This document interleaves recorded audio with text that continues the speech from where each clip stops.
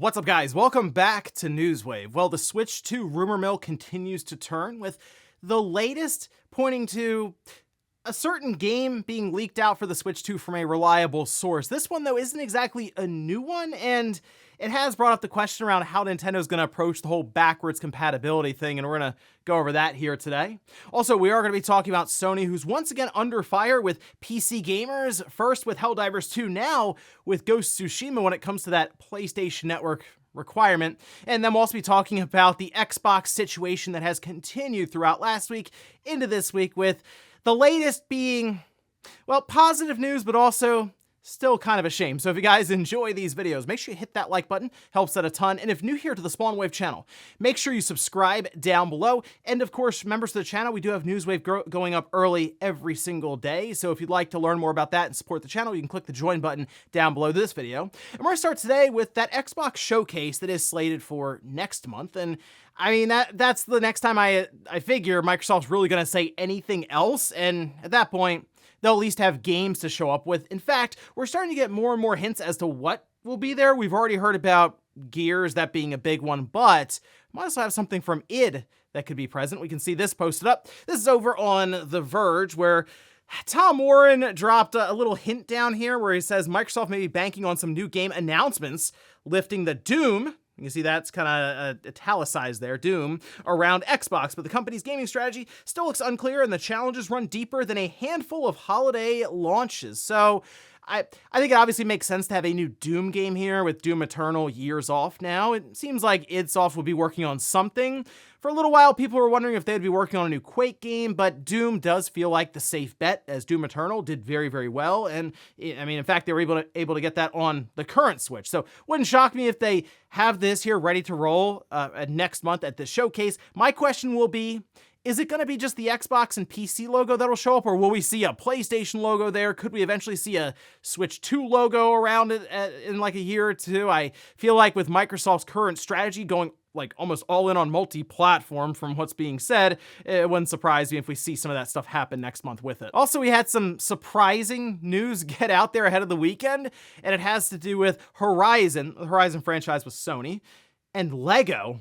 This we can see is posted up over on X. This is from Cura, who says, Sony is preparing something in cooperation with Lego. It is related to their well-known IP. The announcement is expected soon.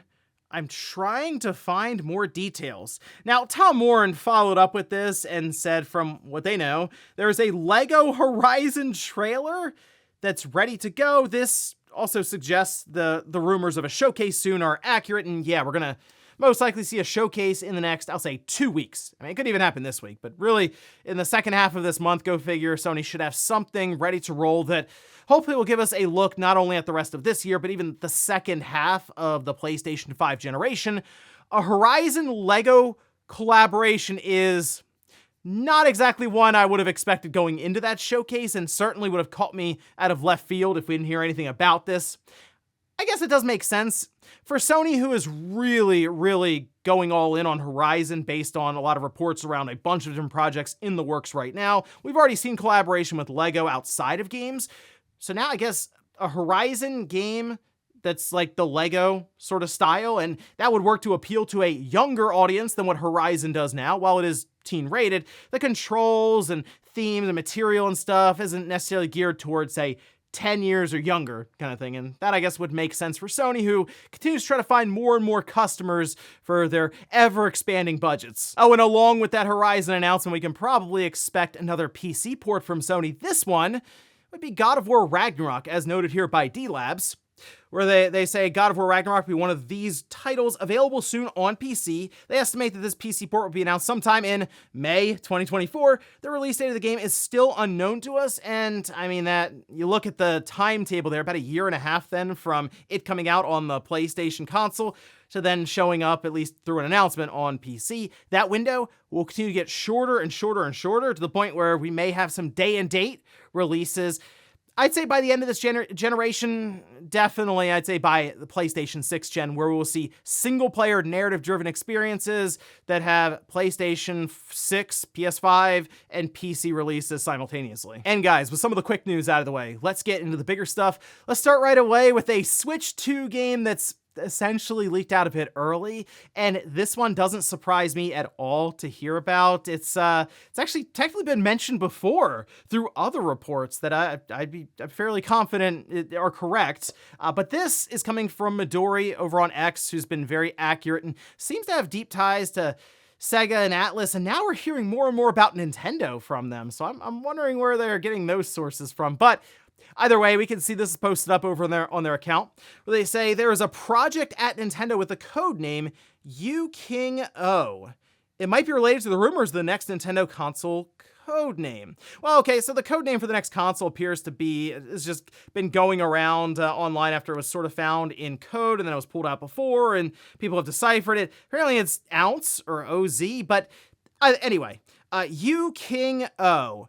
So people are looking at this, and they're like, oh wait, Breath of the Wild's code name was U-King. So U-King-O, or U-King-O with Ounce, is this some sort of remaster or upgrade port for Breath of the Wild on the new system? And yeah, I actually believe that's what we're seeing here. And so this becomes kind of interesting. One, if you remember, with those reports around Gamescom, that was something they demoed to partners on Target hardware at that time. But they demoed Matrix Awakens, that demo. And then they also showed off Breath of the Wild with a bunch of different enhancements, like resolution, frame rate, load times were significantly shortened. And we also heard about things like ray tracing and stuff that were shown off with Matrix and I guess Zelda and stuff. But in this case, them approaching this with some sort of upgrade path does make me wonder what Nintendo will do here, because on one hand, it's Nintendo, and we saw what they did with the Switch or the Wii U to the Switch, where they just resold the games all over again, but there was no backwards compatibility path because you're not going to put your Wii U disc into the Switch. All right, so people just accepted it and said, whatever, I'll buy Donkey Kong all over again for $10 more than it was on the Wii U. Or look at Mario Kart 8 Deluxe. It's absolutely ridiculous how many copies that thing has sold on the Switch after being ported over with, yes, enhancements. In this case, though, we believe we'll be able to just take our Breath of the Wild cartridge and pop it into this new system, and it'll work. So, will Nintendo offer that upgrade for free as a patch? Will they offer it as a standalone SKU and you have to buy the game again for $60 or $70? Or will there be some sort of upgrade path that's linked to your Nintendo account system, similar to what we see with Sony, where you spend $10 and you'll get the Last of Us Part 2 remaster on the PS5? Will Nintendo do something like that, where you buy Breath of the Wild remastered or something on the new Switch system, and you pay $10 and you get then a game that should show off the capabilities of the new platform, whether that is 4K, 60 frames per second, ray tracing enabled, no load times. And then I wonder how many people would buy into that, because I'll admit, if it was $10, I would probably throw that in there just to see what we're dealing with, because that would probably be our first real look at what this hardware can do, directly comparing to the current Switch. I will say, though, it is interesting if this is the case, that Nintendo wouldn't have looked at, say, Tears of the Kingdom, but I guess maybe in their mind, that's still pretty new, and we'll just continue selling that one. Breath of the Wild came out alongside of the Switch back in 2017, and it was a catalyst for Nintendo coming out of the Wii U generation, so maybe in their mind it even has kind of that prestige factor to it as well, and they can just use it to, once again, reenact the launch of the Switch. Well, I think this is probably a game that won't be there at launch, but maybe would be there in the first year. It could be a few months later. I mean, remember, Mario Kart 8 Deluxe didn't come out till like a month and a half after the Switch release, so maybe something like that in terms of that time frame, and they can have box copies out on the shelves and still sell a digital upgrade. But let me know down below in the comments if you would pay extra for an upgrade like this, or if you would expect it to just be a free update because you already own the game and it just works in this new system anyway. Next up, let's talk about Sony still trying to fit into the PC landscape with some of their recent releases. Helldivers 2 was an absolute disaster for them, and they decided to backtrack somewhat, because while they did lift the need for PlayStation Network for supported countries that can still buy and play the game, they never seemed to put the game back on all the regions that they delisted it because PlayStation Network was not available. And in fact, it appears that's continued to spill over with Ghost of Tsushima. the director's cut, the one they're releasing for PC after it's been on PlayStation for quite some time. Now, there was that Legends mode that was later added to the PlayStation version of the game, the multiplayer mode, and I mean, it was fine. I still looked at that as a single-player game, even though it has that multiplayer attached to it. And now, because of this, PlayStation Network would be required, in their mind, to play the multiplayer side, so much so that they don't seem to be prepared to sell it just single player only in other countries. We can see this, in fact, posted up. This is over on PCGamer.com saying Ghost of Tsushima's PC port has been delisted in nearly 200 countries and territories without PSN access, even though most of the game won't require a sign-in. In fact, if you look over on SteamDB, they posted up a screenshot just of several countries and regions that are just restricted completely from buying this game at this time. And it is correct. Most of the game that people would be buying this for is the single player. I feel like there are many people who would buy into this not even knowing that there's a multiplayer mode to it, and the single player for the game I really enjoyed. I played Legends a little bit, but I just didn't really get into it that much. It also didn't help that it came later on, and I was already kind of done with the game at that time, and it's like, do I want to go back and relearn everything to play Legends and stuff? It's just odd to me that Sony didn't think about this now and go, oh, okay, maybe we'll just have a single player only version of the game. And let's face it, it's Sony. It would still cost the same, but then there would at least be an option for people who are in these regions that are currently not supported, other than just, you can't buy the game. This PlayStation Network thing is, it's interesting that Sony has been so dead set on making this a requirement across the board to where they won't even sell you the game unless you can make an account. But that's Sony in their heavy focus, along with all these other companies, by the way, on monthly active users. We'll see if maybe Sony loosens their grip on that a bit as they realize that there are more people they can sell to just outside of the regions they currently support for PlayStation Network. But with, I think, their dream being some sort of PC launcher that gets widely adopted, I kind of feel like they're going to work to brute force this as much as they can, unless they end up with another Helldivers 2 situation. Next up, let's talk about an update with this Xbox business that's been going on for the last week or so. Of course, them closing down multiple studios, which the big one that set the internet off was Tango Gameworks. And now it appears people are taking to Steam to voice their opinion on this situation by reverse review bombing Hi-Fi Rush. Yeah, not really used to that one. Usually it's just review bomb this game into oblivion until the publisher does what we want them to.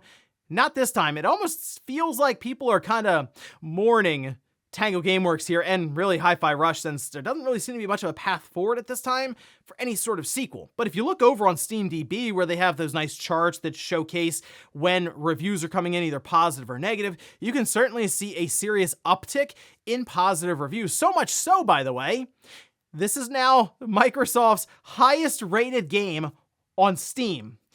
Yes, that's right, it's Hi-Fi Rush. And the thing that's a real shame about this is that people waited until Tango Gameworks went away, till they were shut down, to just put out positive reviews.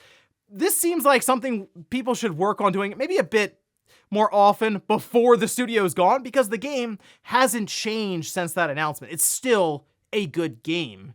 And it's not gonna all of a sudden have Microsoft go, oh, wait a minute, we're not shutting Tango Gameworks. It's too late. Like, they're shuttered, right? They're cleaning out the office. Pictures are being taken by employees there, some certainly throwing a lot of shots Microsoft's way with the trophy cases of all these awards they won for Hi-Fi Rush, saying this isn't enough, and like reminding John Johannes to pick up the award from the Video Game Awards and stuff. Don't forget that at the office, that kind of thing. So, unfortunate stuff, and maybe something we have to think about a bit more going forward. It's like, if a game's good, yeah, dropping some of these positive reviews, I'm sure that definitely helps morale in general for these smaller studios like a Tango Gameworks. And the fact that people are concerned about many of the studios now that are on the smaller side within Microsoft, and with word coming that there are going to be more cuts happening over the next few months, yeah, morale, it's definitely lacking right now. So positive reviews here and there for some of those really good games that you've enjoyed probably does go a long way. And in our last bit of news, let's stick with Xbox here for a moment, as Sarah Bond had that interview that, well, it wasn't an easy thing to watch unfold in real time, as she seemed very, very uncomfortable, except when she was talking about their new mobile store that'll be launching, which is I'm sure exactly what a lot of people wanted to hear after shutting down those studios. Nonetheless, they did at least introduce this store and say that it's happening next month. So the idea is you'll launch this thing in a web browser and be able to just buy games on your mobile phone. Well, we can see this tweet that was posted up by Bloomberg, where they say Sarah Bond, Microsoft's Xbox president, announced at Bloomberg Tech that the company will launch its own mobile game store in July, creating an alternative to Apple and Google's app stores.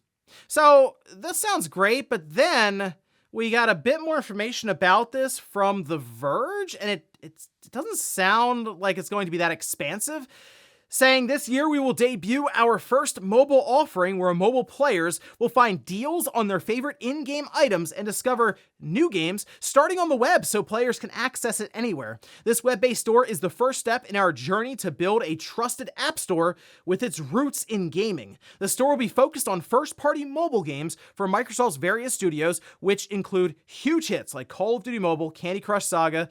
Bond says the company will extend this to partners at some point in the future too. So I'm a little confused on this one with the web browser. I feel like most people who have a phone, whether it's Android or on iOS, you just use the default app store that's there and you don't think to go through a web browser to buy applications. It's just, I don't know if this is a great start for Microsoft to go this route. Like, you do have to have, I'd say, at least some kind of icon on people's home screens for them to even think about it. Going to a web browser, typing it all in, and then apparently buying add-ons for games that are installed on your device rather than just going through the game itself. Maybe they can like hot link out to it from the games that you buy, say, currency there, but it kicks you over to a web store. I'm not really sure how intuitive this is going to be. And as soon as it becomes inconvenient for a person on their phone, they just won't use it. So this is probably where Windows Phone would have been really, really useful if they had been able to make that successful, but they shut it down. And it's weird that I'm bringing up Windows Phone in an Xbox section, but that's kind of where we are right now with Microsoft. And before we go to the comments of the day, we'll take a look at the poll that I posted up yesterday, where I ask, would you buy a full-price Zelda Breath of the Wild remaster for the Switch 2 if it took full advantage of the new hardware features along with the DLC packed in? Okay, 68% say no, but look at this. 32% of people said yes, they would buy it at full price. Maybe again, so you buy it twice. I mean, that game, I know for people, is like legendary status, and some who bought it for $60 are like, wow, I got a ton of value out of that. I wouldn't mind buying it again to experience it all over again. Maybe they haven't played through it in a while, and that'd be like a fresh playthrough with all these new features, enhancements, that sort of thing. Still, though, I do think that'd be kind of pushing it, considering your old cartridge still fits in the new system, we assume, or your Nintendo account system will bring your digital purchase over. I feel like for Nintendo, some sort of upgrade path there would, I think, go a long way with consumers, whether it's free or at the very least, if it's like $10. I'm really curious how Nintendo approaches this thing, and hopefully we don't have to wait too much longer to find out. And we'll finish up with the comment of the day as you're seeing here. This is from Regnier, says, hearing that someone nuked Phil Spencer in Fallout killed me. Well, we have an update here because it looks like Phil Spencer could be plotting his revenge in Fallout 76. In fact, people, of course, have been tracking him on Xbox. That's how they found this out, but they also take a look at his achievements at times. And recently, he completed Officer on Deck, which is a quest required to launch his own nukes. That's right, Phil Spencer is about to strike back in a big way. So whoever did nuke him here, he's already got them on the list. And anyone, I guess, he caught on social media, because we know the Xbox executives, they're on social media quite a bit. I'm sure he's been writing down names. So if you were someone out there laughing, you might want to keep an eye on your camp in Fallout 76. And ladies and gentlemen, that's going to do it here for Newswave. If you enjoyed this video, guys, hit that like button. If not, hit the dislike. Leave comments down below about everything we talked about here today. Where's the idea of Breath of the Wild getting a remastered version for the Switch 2? Do you think there's any chance that Nintendo will offer an upgrade path for that one? And then also, what about Sony and PlayStation Network on PC so far? And this Xbox mobile store. Are you someone who would go to a web browser to buy some of these add-ons for things like Call of Duty Mobile or Candy Crush? Thanks, guys, for watching, and I'll see you next time.